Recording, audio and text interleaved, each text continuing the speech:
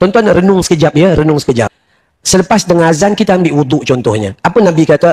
Nabi kata barang siapa yang berwuduk dengan sempurna dan kemudian membaca doa, asyhadu an la ilaha illallah wahdah la syarikalah wa asyhadu anna Muhammadan abduhu wa rasuluh.